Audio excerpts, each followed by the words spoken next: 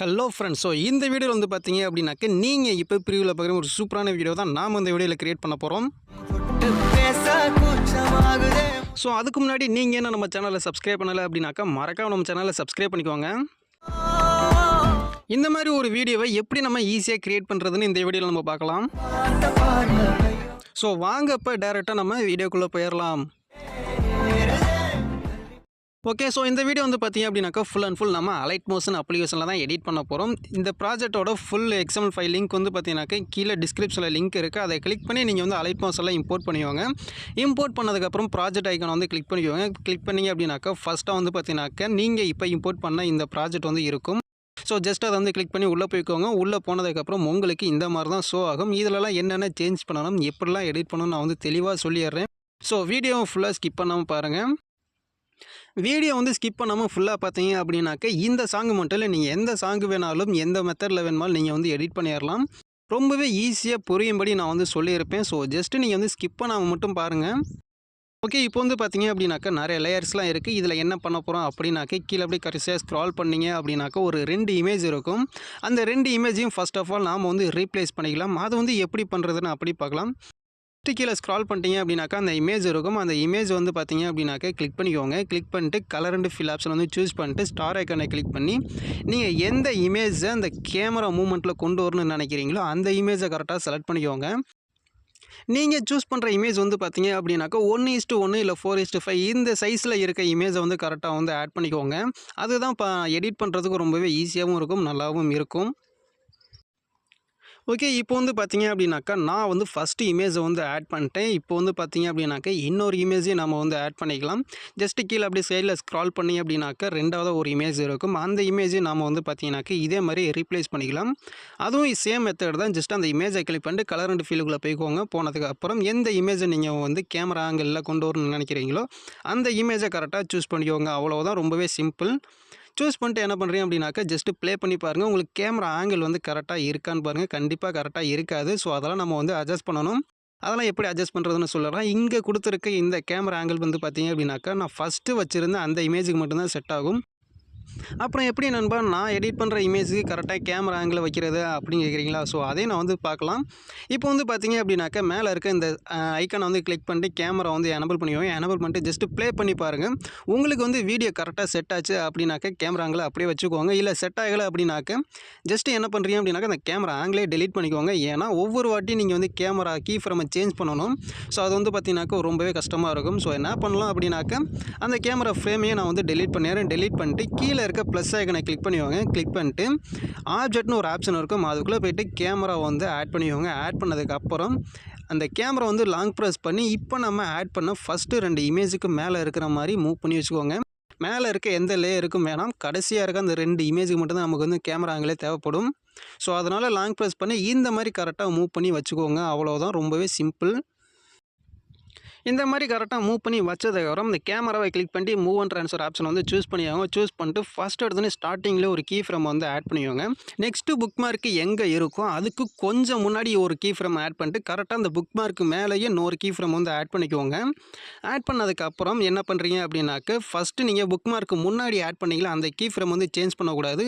கரெக்டாக book mark மேலே இருக்க எந்த கீ ஃப்ரேம் இருக்கோ அந்த கீ ஃப்ரேமில் வச்சு உங்களுக்கு எந்த இடத்துல லிரிக் வந்து ப்ளே ஆகணுமோ அந்த அளவுக்கு நீங்கள் வந்து ஜூம் பண்ணி எந்த இடத்துல தெரியணுமோ அதை வந்து கரெக்டாக மூவ் பண்ணி வச்சுக்கோங்க.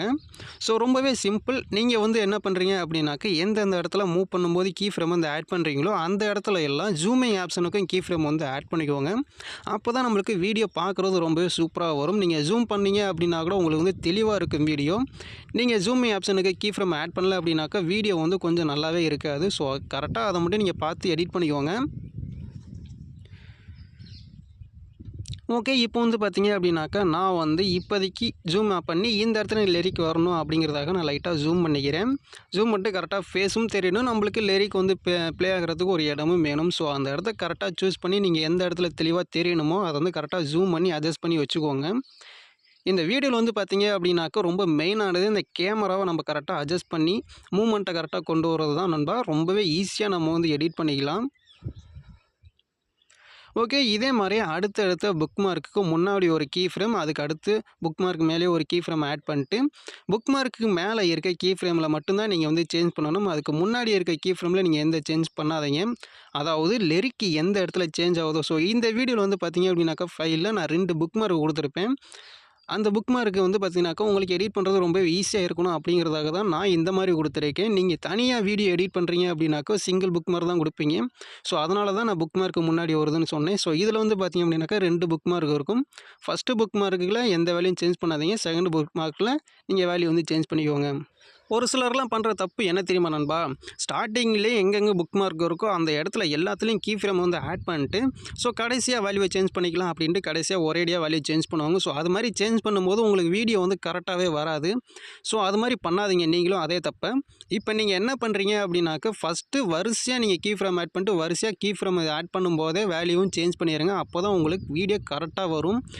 இது மாரி நீங்க வந்து எடிட் பண்ணி பாருங்க. வீடியோ ரொம்பவே சூப்பரா வரும். ஓகே. இப்போ வந்து பார்த்தீங்க அப்படின்னாக்கா, நான் வந்து ஃபர்ஸ்ட் இமேஜுக்கு கீ ஃப்ரேம் வந்து ஆட் பண்ணிட்டேன். ஆட் பண்ணிட்டு ஜஸ்ட் ப்ளே மட்டும் பண்ணி பார்க்குறேன். இப்போ வந்து பார்த்தீங்க அப்படின்னாக்கா, கரெக்ட்டா வந்துருச்சு. இப்போ இதே மாரியே அடுத்து நம்ம 2வது ஆட் பண்ண அந்த இமேஜுக்கும் கீ ஃப்ரேமை வந்து ஆட் பண்ணிக்கலாம். அந்த இமேஜுக்கு மேல கரெக்ட்டா அந்த இமேஜ் எங்கே இருக்கோ அதுக்கு நேரா கேமரா ஆங்கிள கொண்டு போய் வச்சுட்டு புக் மார்க் வச்சு, அந்த இடத்துலேருந்து நீங்க கீ ஃப்ரேம் வந்து ஆட் பண்ண ஆரம்பிங்க. அந்த இடத்துல வச்சு உங்களுக்கு எந்த இடத்துல இமேஜ் மூவ் ஆகணுமோ அந்த மாரி நீங்க கேமரா ஆங்கிள் வந்து மூவ் பண்ணி கரெக்ட்டா வந்து வச்சுக்கோங்க. ரொம்பவே ஈஸி தான். நீங்க கேமரா ஆங்கிள மட்டும் கரெக்ட்டா வந்து மூவ் பண்ணி வச்சிட்டீங்க அப்படின்னாக்கா, வீடியோ வந்து பக்காவா வந்துரும். அடுத்து இருக்க இமேஜ் எல்லாத்தையும் ஜஸ்ட் நீங்க எஃபெக்ட்ட காப்பி பண்ணி பேஸ்ட் பண்ண போறீங்க அவ்வளவுதான். மெயினானதே இந்த கேமரா ஆங்கிள் மட்டும் தான் நமக்கு.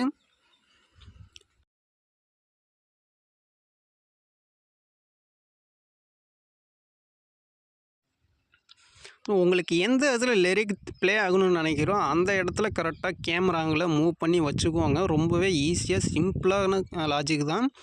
இந்த கான்செப்ட் வந்து உங்களுக்கு புரிஞ்சுச்சு அப்படின்னாக்கா, வீடியோ வந்து சூப்பரா நீங்களாவே கிரியேட் பண்ணிறலாம். இதே மாரியே 2 இமேஜுக்கு நீங்க கேமரா ஆங்கிள கரெக்ட்டா செட் பண்ணிட்டு பேக் வந்துவாங்க. பேக் வந்துட்டு அடுத்த இமேஜுக்கு நம்மலாம் என்னென்ன பண்ண போறோம்னு அப்படின்னு பார்க்கலாம். ஜஸ்ட் இப்போ வந்து பேக் வந்துவாங்க. பேக் வந்துட்டு இப்போ வந்து பார்த்தீங்க அப்படின்னாக்கா, லிரிக்லாம் வரிசையா வந்து இருக்கும். ஜஸ்ட் அந்த லிரிக்கை கிளிக் பண்ணிட்டு உங்களுக்கு எந்த இடத்துல அந்த லிரிக் வந்து ப்ளே ஆகணுமோ, அந்த லிரிக் அப்படியே மூவ் பண்ணி வச்சுக்கோங்க. அதாவது மூவ் அண்ட் ட்ரான்ஸ்ஃபர் ஆப்ஷனை யூஸ் பண்ணி எந்த இடத்துல உங்களுக்கு ப்ளே ஆகணுமோ, அந்த இடத்துல மூவ் பண்ணி வச்சுக்கோங்க. அவ்வளோதான்.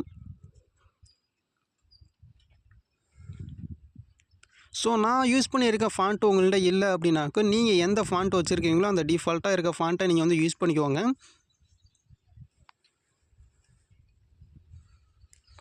ஓகே. இதே மாரியே வரிசையா நீங்க வந்து லிரிக் எந்த இடத்துல ப்ளே ஆகணும்னு நினைக்கிறீங்களோ, அந்த இடத்துல லிரிக்ஸ்லாம் கரெக்ட்டா மூவ் பண்ணி வச்சுக்கோங்க. நெக்ஸ்ட் வந்து பார்த்தீங்க அப்படின்னாக்கா, வரிசையா இமேஜஸ்லாம் இருக்கும்.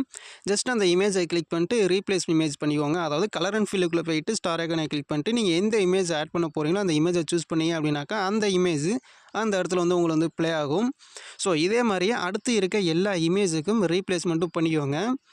இதே மாரியே எல்லா இமேஜுக்கும் ரீப்ளேஸ் பண்ணதுக்கப்புறம் மேலே வந்து ஃபர்ஸ்ட்டா வந்து பார்த்தீங்க அப்படின்னாக்கா, ஒரு 3 லேயர் இருக்கும். அதாவது இங்கே வந்து பார்த்தீங்க அப்படின்னாக்கா, வரிசையா ஒரு 3 லேயர் இருக்கு.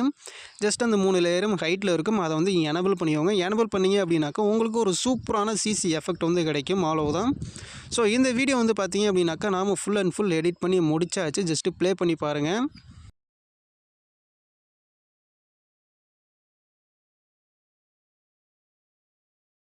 வீடியோ வந்து பார்த்தீங்க அப்படின்னாக்கா, ரொம்பவே சூப்பரா வந்திருக்குது. இந்த வீடியோ உங்களுக்கு பிடிச்சிருந்துச்சு அப்படின்னாக்கா, ஒரே ஒரு லைக் பண்ணிட்டு பண்ணிக்கோங்க. அப்படியே உங்க ஃப்ரெண்ட்ஸும் ஷேர் பண்ணிக்கோங்க. மறக்காம நம்ம சேனலை சப்ஸ்கிரைப் பண்ணிக்கோங்க. அப்படியே பக்கத்துல உள்ள பெல் ஐகானை கிளிக் பண்ணி ஆல் ஆப்ஷனை சூஸ் பண்ணிக்கோங்க. அப்பதான் நான் போடக்கூடிய ஒவ்வொரு வீடியோவும் உங்களுக்கு நோட்டிஃபிகேஷன்ல வரும். இந்த வீடியோ உங்களுக்கு யூஸ்ஃபுல்லா இருந்துச்சா இல்லையான்னு கீழே கமெண்ட் பாக்ஸ்ல கமெண்ட் பண்ணுங்க. தேங்க்ஸ் ஃபார் வாட்சிங்.